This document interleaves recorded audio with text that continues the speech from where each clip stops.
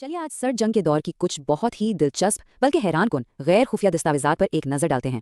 ये फाइल्स हमें उस दौर के ऐसे खुफिया मंसूबों की एक झलक दिखाती हैं जिन पर सच कहूं तो यकीन करना भी मुश्किल हो जाता है। और कहानी का आगाज ही एक बहुत सनसनीखेज इल्जाम से होता है। ये इल्जाम उन गैर खुफिया फाइलों के बिल्कुल सरेवर्क पर लिखा हुआ है। CIA पर आसमान में जहरीले मादे डालने का इल्जाम। सोचिए, क्या चौंका देने वाली बात है।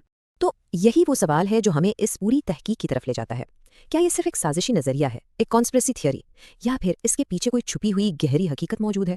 आइए देखते हैं कि 1965 के ये असल सरकारी दस्तावेजात खुद क्या राज़फाश करती हैं। अच्छा, तो अब इस सनसनीखेज सुर्खी से आगे बढ़ते हैं और देखते हैं कि असल में सबूत क्या कहते हैं। हमारी तहकीक का आगाज होता है CIA के एक खुफिया यानी सीक्रेट करार दिए गए मेमो से।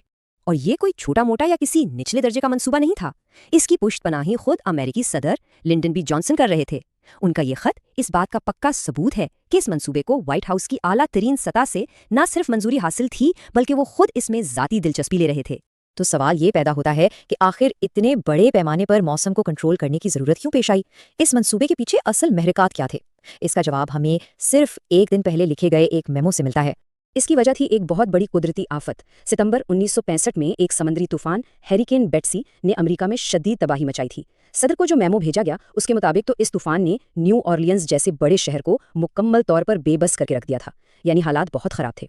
अब इतनी बड़ी तबाही के बाद अमेरिकी इंतजामिया को ये एहसास हुआ कि उन्हें सिर्फ मौसम की पेशगोई पर इक्तफा नहीं करना चाहिए, बल्कि वक्त आ गया है कि मौसम को काबू में लाने, इसे कंट्रोल करने के तरीकों पर संजीदगी से काम किया जाए।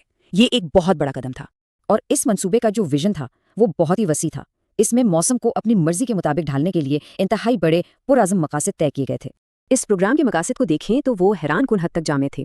मसलन मसनूई बारिश बरसाना, समुद्री तूफानों की शिद्दत को कम करना, फसलों वाले इलाकों में झालाबारी को रोकना, आसमानी बिजली से निपटना और यहाँ तक कि हर किस्म की धुंध को भी खत्म करने का मंसूबा था। मतलब पूरे के पूरे मौसम पर कंट्रोल हासिल करने की कोशिश। अच्छा, यहाँ एक बहुत ही दिलचस्प नुक्ता सामने आता है। इन सारी दस्तावेजात में कहीं भी जहरीले मादे या टॉक्सिन्स जैसा लफ्ज़ इस्तेमाल नहीं किया गया, बल्कि एक बहुत मोहतात और तकनीकी ज़बान इस्तेमाल की गई है, और वो है इंसानी साख्ता मवाद यानी मैन मेड मटीरियल्स। ये ज़बान का इस्तेमाल सोचने पर मजबूर करता है कि क्या ये मंसूबे की असल नोयत को छुपाने की एक कोशिश थी।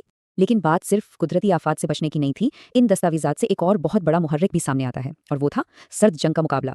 CIA के इस मेमो से ये बात बिल्कुल साफ हो जाती है कि अमेरिका अपने सबसे बड़े हरीफ सोवियत यूनियन की मौसमियाती कंट्रोल टेक्नोलॉजी में पेशरफ्त पर गहरी नजर रखे हुए था। यानी मौसम को कंट्रोल करना भी सर्द जंग की एक नई दौड़ बन चुका था, आसमान पर कब्जे की जंग। और इस प्रोग्राम को कितनी संजीदगी से लिया जा रहा था, इसका अंदाजा आप इसके लिए मुख्तस बजट से लगा सकते हैं। देखें कि सिर्फ चंद ही सालों में इसकी फंडिंग में कितना बड़ा इजाफा हुआ। ये आदादो शुमार तो खुद पूरी कहानी बयान कर रहे हैं। 1963 से 1967 तक यानी सिर्फ 4 साल के अरसे में इस मंसूबे की विफाकी फंडिंग में तकरीबन 4 गुना इजाफे का मंसूबा बनाया गया था। ये एक बहुत बड़ी सरमायाकारी थी। तो अब जबकि हमने सारे सबूत देख लिए हैं, आइए इब्तदाई इल्ज़ाम और दस्तावेजी हकायक का मुवाजना करते हैं ताकि एक वाज़ेह नतीजे पर पहुंचा जा सके।